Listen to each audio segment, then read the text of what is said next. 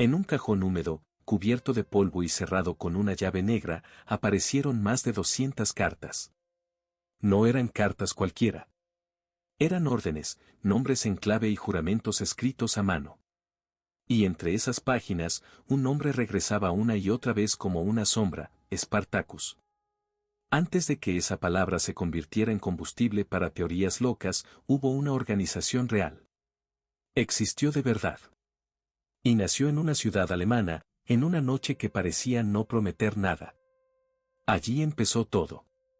Imagine una sala pequeña, iluminada por una vela temblorosa, con 5 hombres hablando en voz baja. Afuera, la ciudad dormía. Adentro, uno de ellos estaba convencido de que la razón podía pelear contra la oscuridad. Ese hombre se llamaba Adam Weishaupt. Weishaupt era profesor y observador feroz de su tiempo. Vivía irritado con la Iglesia Católica, con los jesuitas y con la obediencia ciega. No soportaba la idea de que un pueblo entero siguiera reglas nacidas del miedo. Para él, aquello era una cadena. La tensión fue creciendo hasta volverse personal. Sus críticas no quedaron encerradas en el despacho. Llegaron a oídos de autoridades, académicos y sacerdotes. Y cada paso le costó más caro que el anterior. Póngase por un momento en su lugar. Un profesor joven, rodeado de enemigos, viendo cómo la puerta abierta de la discusión pública se le cerraba en la cara. Entonces llegó a una conclusión peligrosa. Si los enemigos de la razón dominaban a la luz del día, había que responder en secreto. Y ahí aparece la primera clave de esta historia. La sociedad no nació como una fantasía de película. Nació como una respuesta desesperada. Una respuesta oscura contra otra oscuridad más antigua. El 1 de mayo de 1776, en Ingolstadt, surgió la Orden de los Iluminados Bávaros. El nombre venía del latín. Significaba algo así como los iluminados o los esclarecidos. La idea era simple y explosiva al mismo tiempo. No era la única sociedad secreta de Europa. Pero sí fue una de las más extrañas. Porque no quería solo reunirse a escondidas. Quería moldear al ser humano desde dentro. Fíjese en ese detalle. No buscaban únicamente poder. Buscaban convertir la mente de sus miembros en una herramienta afilada. Una mente obediente a la orden, no al mundo de afuera. Al principio, el grupo era diminuto. 5 hombres, nada más. No había multitudes ni banderas. Solo una red de silencio, sospecha y ambición intelectual. Weishaupt entendió enseguida que un nombre verdadero podía volverse una trampa. Por eso todos adoptaban nombres antiguos. Él dejó de ser Adam y pasó a llamarse Spartacus. Y ese cambio no era un adorno. Era una ruptura. Piense en lo que significa abandonar el apellido propio. Es como dejar la ropa en la puerta y entrar desnudo en otra vida. Los demás hicieron lo mismo. La identidad civil quedaba fuera. Uno podía convertirse en Catón, en Diomedes, en Ajax. Los nombres venían de la antigüedad y daban la sensación de entrar en una edad más pura. Más severa. Más secreta. También cambiaron el calendario. Quitaron los meses modernos y usaron equivalentes clásicos. Querían vivir dentro de un mundo reconstruido por el pensamiento. No por la costumbre. Y si se imagina la ceremonia, hágalo con calma. Un hombre arrodillado. Una vela. Una promesa pronunciada en voz baja. Un mentor vigilando cada movimiento. No había espacio para la ligereza. La estructura también era rígida. Primero venía el neófito. Después, la fase de Minerva. Y al final, el grado de iluminado. Cada escalón ocultaba más de lo que mostraba. El neófito debía entregar información íntima. Su vida privada, sus hábitos, sus relaciones. Todo quedaba bajo la mirada del orden. No era una simple reunión de intelectuales. Era una máquina de disciplina. La ceremonia de ingreso tomaba prestado algo del ritual masónico, pero no era una copia exacta. Había juramentos, señales y una atmósfera de solemnidad casi religiosa. Como si el secreto necesitara incienso para parecer legítimo. Y eso era solo el comienzo. Porque el verdadero objetivo todavía estaba escondido. La sociedad no quería quedarse en la sombra. Quería extenderse. El momento decisivo llegó cuando apareció Johann Nietzsche. Él era un hombre con contactos, presencia y facilidad para moverse entre círculos altos. Sabía entrar en salones donde otros apenas eran tolerados. Y eso cambió todo. Nietzsche vio en los iluminados una herramienta poderosa. También vio algo más. Vio una oportunidad para abrir puertas dentro del mundo masónico. Muchos hombres que ya estaban en logias empezaron a mirar hacia esta nueva orden. Imagine el efecto de esa maniobra. Un rumor primero. Luego una invitación. Después una cena privada. Y, sin darse cuenta, un nuevo miembro jurando lealtad a una causa que todavía no comprendía del todo. Así empezó el crecimiento. Lo que había nacido con 5 hombres se convirtió en una red mucho más amplia. En algunos años, la cifra rondaba los 2000 miembros. Para una sociedad que vivía de la discreción, era demasiado. Y ahí está el punto clave. Cuanto más crecía, menos secreta se volvía. La sombra se llenó de cuerpos. Y los cuerpos hacen ruido. No todos los miembros querían lo mismo. Weishaupt pensaba en una reforma lenta, casi doctrinal. Nietzsche empujaba en otra dirección, más práctica, más ambiciosa. La tensión entre ambos fue creciendo hasta romper el equilibrio. Visualice una mesa larga, papeles esparcidos, 2 hombres que ya no se miran igual. Uno cree que dirige una cruzada de la razón. El otro siente que el orden se está desviando. Ese tipo de choque no termina en silencio. Termina en ruina. La ideología del grupo también tenía bordes peligrosos. Promovían el deísmo, una forma de creer en Dios sin milagros ni intervenciones sobrenaturales. Defendían ideas liberales, criticaban la superstición y soñaban con una humanidad más obediente a la razón. Algunos de sus postulados rozaban la abolición de la propiedad heredada y el peso de las viejas jerarquías. Dicho sin rodeos, querían desmontar el mundo viejo. No con cañones, sino con ideas. Y eso siempre asusta más de lo que parece. También despreciaban la división rígida entre pueblos y coronas. Para ellos, las fronteras podían ser una cárcel mental. Eso explica por qué, más tarde, muchos los describieron como precursores de un gobierno global. La sospecha ya estaba sembrada. El símbolo central no era el famoso ojo del billete. Ese ojo pertenece más al universo masónico. En los iluminados pesaba con más fuerza la lechuza de Minerva, una figura de sabiduría nocturna. La lechuza ve cuando otros no ven. Y esa imagen les venía perfecta. Aún así, los 2 mundos se rozaban continuamente.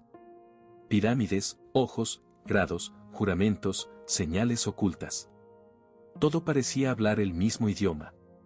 Y en ese tiempo, la frontera entre unas sociedades y otras nunca fue del todo clara. Para entender la fuerza del mito, hay que mirar a una escena concreta. Un joven aceptando una vela en sus manos. Un mayor diciéndole que guarde silencio. Un cuaderno cerrado por una cinta. Ese pequeño teatro bastaba para despertar miedo en cualquier observador. Y ahora reúnalo todo. Un profesor enfurecido. Una orden secreta. Nombres falsos.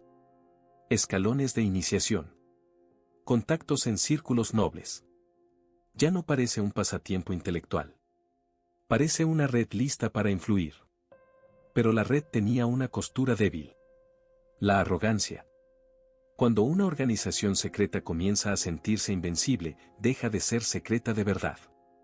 Los muros siempre oyen. Entonces llegó el golpe externo. Las autoridades bávaras empezaron a mirar con más sospecha aquellas reuniones. La Iglesia también apretó. Y desde Roma llegó la condena. La orden empezó a oler a peligro institucional. El gobernante de Baviera decidió actuar. Prohibió las sociedades secretas. No lo hizo por capricho. Temía conspiraciones, rebelión y desobediencia. Y, para ser justos, tenía motivos para alarmarse. En los papeles oficiales, los iluminados pasaron a ser algo peor que un club raro. Fueron descritos como una rama clandestina del gran universo masónico. Era una etiqueta útil. Y también devastadora. Luego vino la parte más humillante para ellos. El registro, la confiscación, la exposición pública. Una casa fue allanada.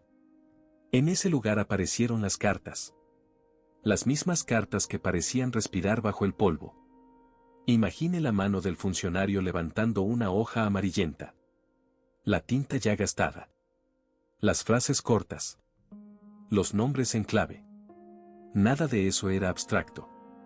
Era la respiración de una conspiración real. Más de 200 cartas salieron a la luz. Eso es lo que terminó de derrumbar la ilusión de invulnerabilidad. Ya no hablábamos de rumores. Hablábamos de documentos. Las autoridades publicaron parte del material. Y lo hicieron con una intención clara. Mostrar el entramado completo. Exhibir a los hombres detrás del velo. En agosto de 1787, la historia oficial del grupo quedó sellada.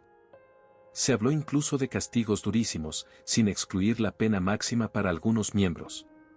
La orden, en términos prácticos, había dejado de existir. La luz del Estado la había partido en dos. Aquí conviene detenerse un segundo. Porque aquí nace la gran confusión. Una cosa fue la existencia real de la orden. Otra muy distinta fue la leyenda que creció después. Y esa leyenda no murió con ellos.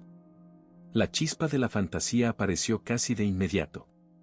Cuando un grupo secreto cae, el vacío se llena con imaginación. Y la imaginación humana no conoce límites cuando huele sangre política. A finales del siglo XVIII empezaron a circular libros que presentaban a los iluminados como el motor oculto de las revoluciones, del anticlericalismo y de todos los ataques contra los tronos europeos. Uno de esos textos tuvo un éxito enorme. Otro se volvió una especie de manual de sospecha.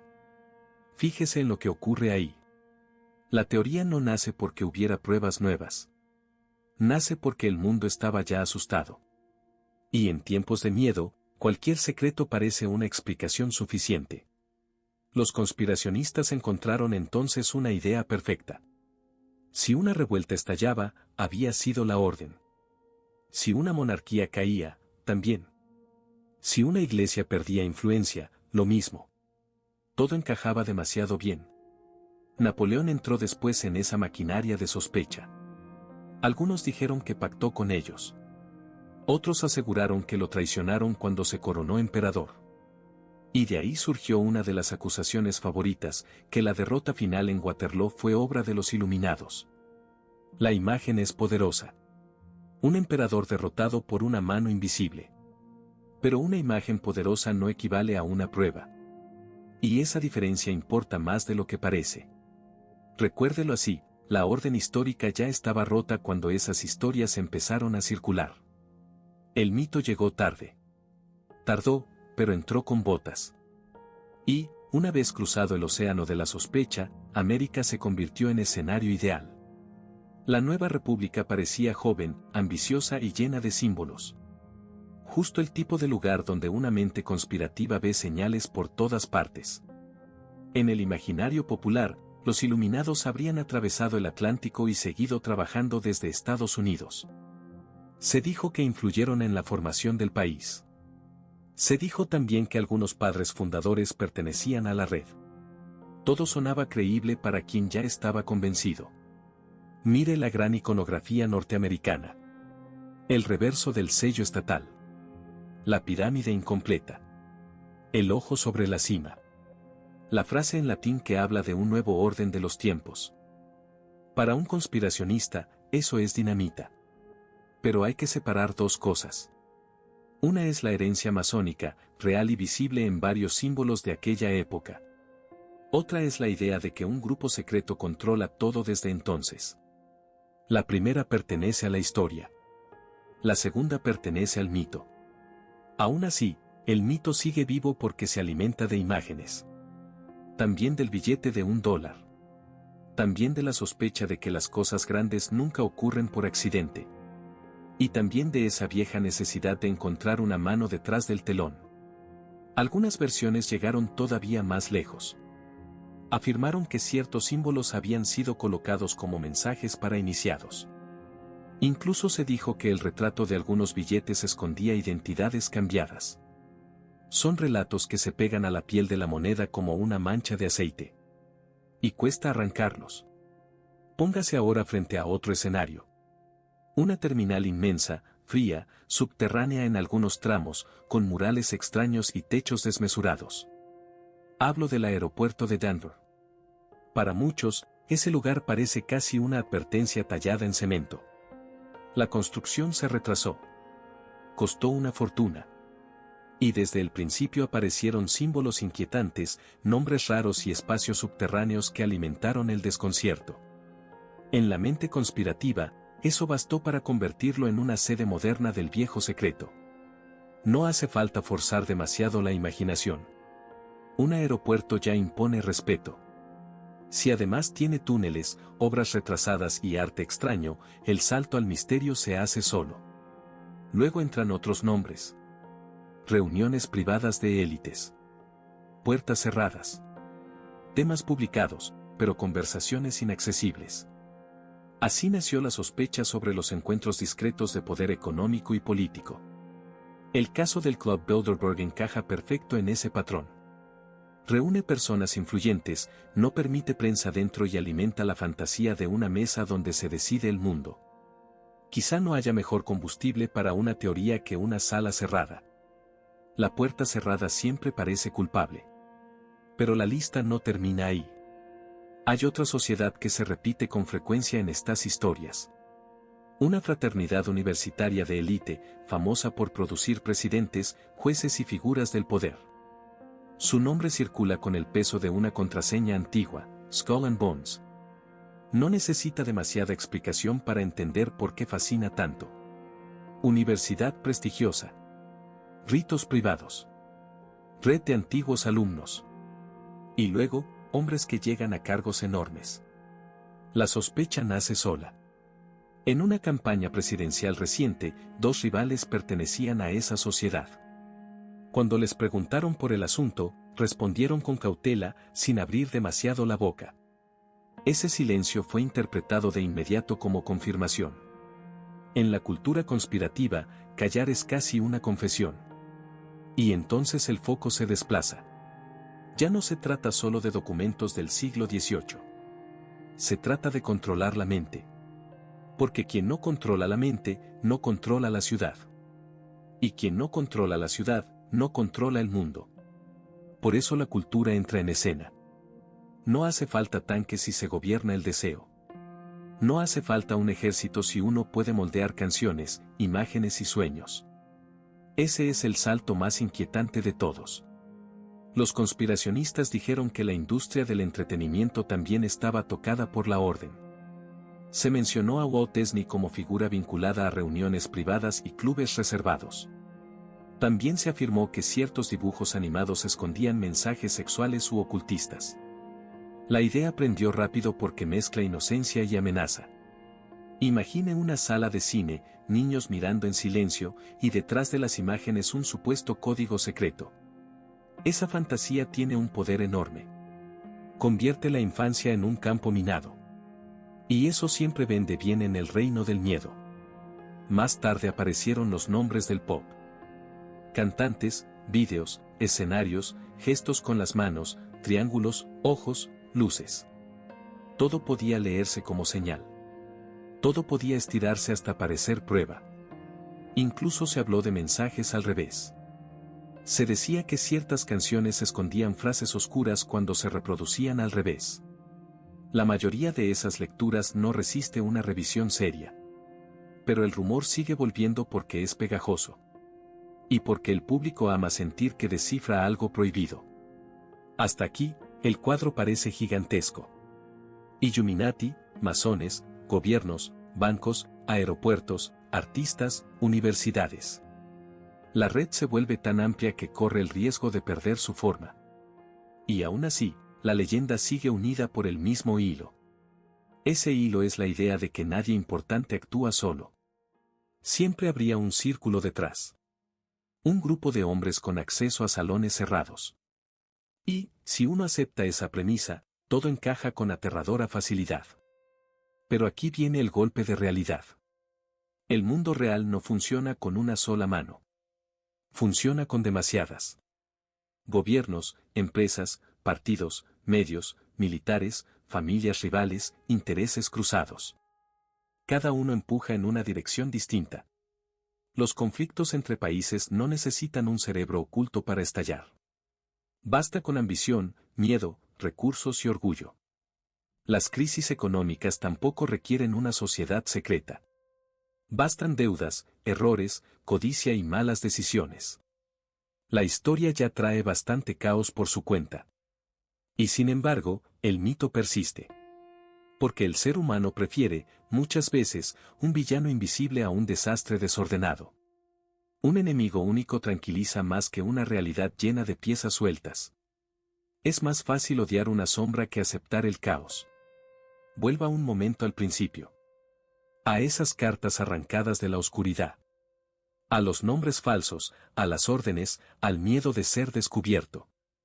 Ahí está la verdad más sólida de todas. Los iluminados existieron. No controlaron el planeta. No dirigen cada guerra, cada asesinato ni cada crisis del siglo siguiente. Pero sí fueron una sociedad secreta real, ambiciosa y peligrosa para su tiempo. Y eso fue suficiente para encender la leyenda. La parte más inquietante no es que inventaran un mito. Es que su propia estructura parecía pedirlo.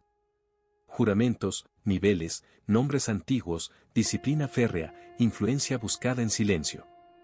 Todo eso parecía diseñado para sobrevivir dentro de la imaginación popular. Al final, lo que queda no es una prueba de dominación mundial. Lo que queda es una habitación cerrada. Un montón de cartas confiscadas. Y una orden que, por unos años, creyó poder moldear el futuro desde la oscuridad. En esa misma oscuridad, sobre la cera endurecida de un sello roto, seguía brillando un nombre viejo. Spartacus. Y el polvo no había logrado borrarlo.